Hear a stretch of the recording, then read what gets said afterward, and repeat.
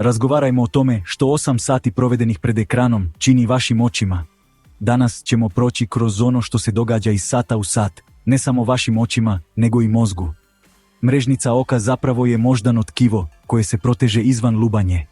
Kada gledamo predmet udaljen oko 30 do 45 cm od očiju, ne opterećujemo samo oči, nego i mozak. Danas čak 80 do 90% djece ima kratkovidnost. To je stanje u kojem osoba teško vidi udaljene predmete. Kada sam ja bio dijete, toga gotovo nije bilo. Zašto? Zato što nismo imali računala, mobitele i ekrane. Zato ću vam pokazati što se događa iz sata u sat, ali što možete učiniti kako biste ublažili posljedice. Pravi problem krije se u malom mišiću oka koji se naziva cilijarni mišić. Njegova jedina funkcija jest mijenjati oblik očne leće kako biste mogli fokusirati bliske ili udaljene predmete. Ako neprestano gledate predmet koji je udaljen svega 30 do 45 cm, to je kao da držite stisnutu šaku 8 sati bez prestanka. Počinje naprezanje, ali simptomi još nisu izraženi. Cilijarni mišić može određeno vrijeme ostati stegnut bez većih problema. Drugi sat. Broj treptaja naglo se smanjuje. Dok u prirodi trepćemo 15 do 20 puta u minuti, tijekom gledanja u ekran, taj broj pada na svega 5 ili 6 treptaja u minuti. Treptanje je prirodna pumpa koja održava oči vlažnima i zaštićenima.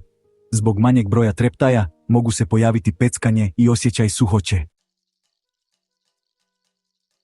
Naše oči nekada su bile stvorene za gledanje u svim smjerovima i na različitim udaljenostima. Danas su gotovo nepomične. Mozak je pod velikim kognitivnim opterećenjem, dok su oči zamrznute u istom položaju. To stvara dodatni stres za živčani sustav i mozak, pa se počinje javljati mentalni umor. Mrežnica počinje dobivati manje stimulacije jakim svjetlom. Kada jako svjetlo dopre do mrežnice, ono potiče stvaranje dopamina unutar samog oka. Dopamin ima važnu ulogu u održavanju normalnog oblika očne jabučice. Sunčeva svjetlost na otvorenom može doseći oko 100.000 jedinica osvjetljenja, dok se u uredima kreće između 300 i 500 jedinica. Upravo je prirodno svjetlo ono na što je ljudsko tijelo prilagođeno. Posebno je važno da djeca provode vrijeme na otvorenom. Ne radi se o gledanju izravno u sunce, nego o tome da prirodno svjetlo dopre do očiju. Jako svjetlo pomaže održavanju normalnog oblika oka, regulaciji cirkadijalnog ritma, kvalitetnom snu, boljem raspoloženju. Nedostatak prirodnog svjetla može pridonijeti sezonskoj depresiji, zbog čega se tijekom zime mnogi ljudi osjećaju lošije. Cilijarni mišić ostaje neprestano stegnut. S vremenom gubi sposobnost opuštanja. Čak i nakon što prestanete gledati u ekran, mišić može ostati zaključan, slično grču u nozi.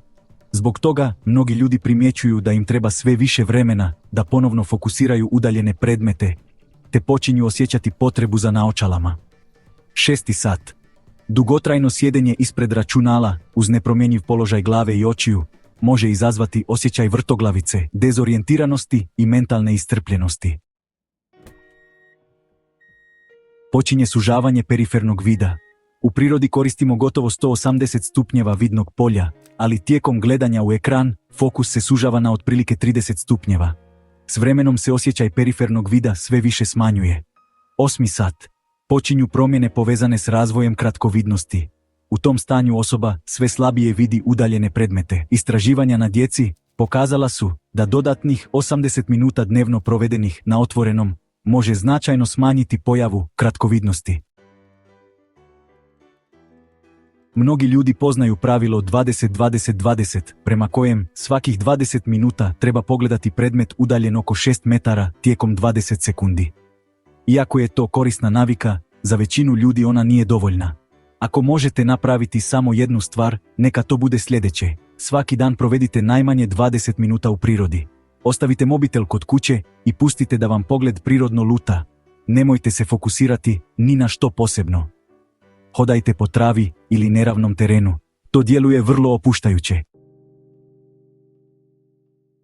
Svakih sat vremena odmaknite pogled od ekrana.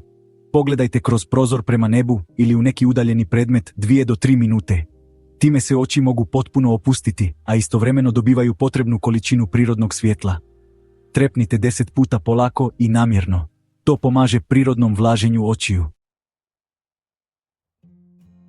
Ujutro provedite 20 do 30 minuta na dnevnom svjetlu. Ne gledajte izravno u sunce, ali dopustite prirodnom svjetlu da dopre do vaših očiju. Ta jednostavna navika može značajno poboljšati kvalitetu sna i pomoći u regulaciji cirkadijalnog ritma. Tijekom zime, ako ne možete izlaziti van, može pomoći korištenje posebne svjetlosne lampe visokog intenziteta. Izlaganje prirodnom svjetlu jedna je od najjednostavnijih i najjeftinijih metoda za očuvanje zdravlja očiju i poboljšanje općeg zdravlja organizma. Hvala na pažnji.